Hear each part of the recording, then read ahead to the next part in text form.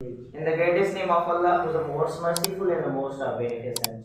I am teacher of Nara Global Academy, and today I am going to discuss about the history of physics. And today is my topic classical physics and modern physics. So what is classical physics? Classical physics, the first one is the old physics. अब मैं बताऊं आपको कि old physics क्या होती है। Old physics वो है जो 19th सेंचुरी 20th सेंचुरी से पहले 19th सेंचुरी से भी पहले जो भी फिजिक्स थी उसको हम कहते हैं ओल्ड फिजिक्स। कैसे?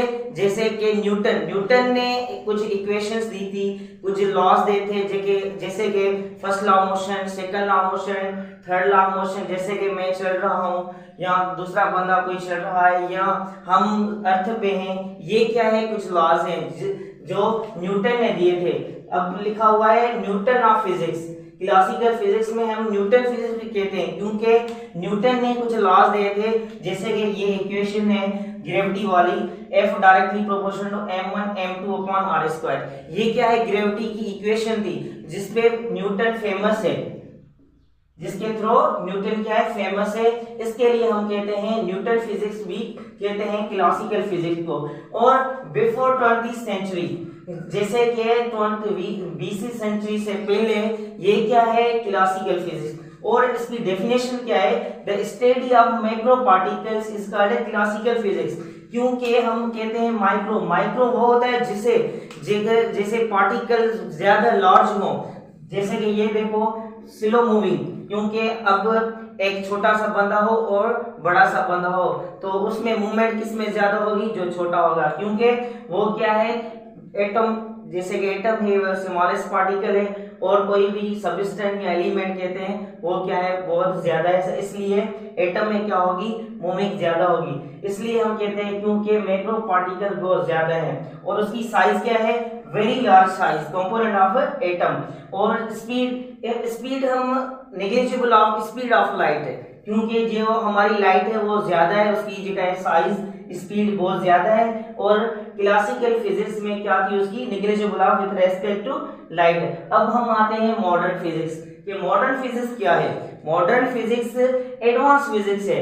एडवांस फिजिक्स कैसे? जैसे कि हम अभी पढ़ रहे हैं ये फिजिक्स, ये क्या है? Advance physics. और इसको न्यू फिजिक्स भी कह सकते हैं क्योंकि अब जो भी थीसिस वगैरह आ रही हैं ये किसमें हम कन्वर्ट करेंगे? मॉडर्न फिजिक्स में। और इसमें क्वांटम फिजिक्स भी है। क्वांटम फिजिक्स क्योंकि इसमें इलेक्ट्रॉन, प्रोटॉन, मॉलिक्यूल्स ये क्वांटम फिजिक्स में आते हैं। और जैसे कि आफ्टर 20th सेंचुरी से बाद में अब हम पढ़ रहे हैं ये क्या है? Modern physics. और उसकी डेफिनेशन क्या है? The study of micro particles. Micro particles क्या होता है? जो हम माइक्रोस्कोप के थ्रू देख सके। माइक्रोस्कोप जैसे कि हम अपनी आंख से मिलाकर कोई भी इंस्ट्रक्चर देखते हैं, ये क्या है? Modern physics. और मॉडर्न फिजिक्स में जो एटम है, पार्टिकल्स हैं, वो उसकी मूविंग क्या होती है? बहुत ज्यादा होती है, फास्ट मूविंग होती है और साइज एटॉमिक पार्टिकल होती है। और comparable of speed of light, ये हम घटाते हैं किसको? लाइट से। और इसकी जो स्पीड है v = 0.9 c और v = 0.3 c, v = 0.7 c। हम एक मैं आपको बात सुनाऊं कि क्लासिकल फिजिक्स में जो है वो ओल्ड फिजिक्स में हम फादर ऑफ न्यूटन कहते हैं और मॉडर्न फिजिक्स में father of Albert Einstein.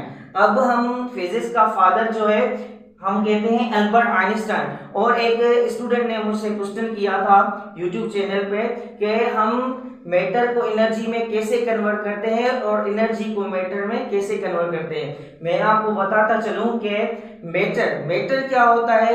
Anything which have occupy मास और स्पेस। जैसे कि वुड है, वुड क्या है? एक मैटर है।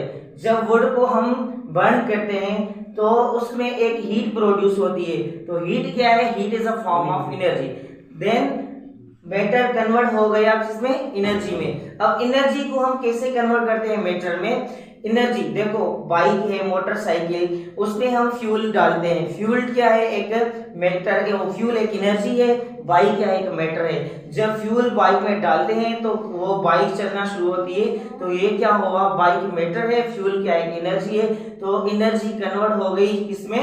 बाइक में, मैटर में। और दूसरा एग्जांपल भी है जैसे कि सोलर सिस्टम, सनलाइट मिलती है सोलर प्लेट को, तो वहां से हम फैन जो चलाते हैं, ये भी क्या है, एनर्जी। दैट्स आर इंशाल्लाह tomorrow we will discuss about the branch of physics.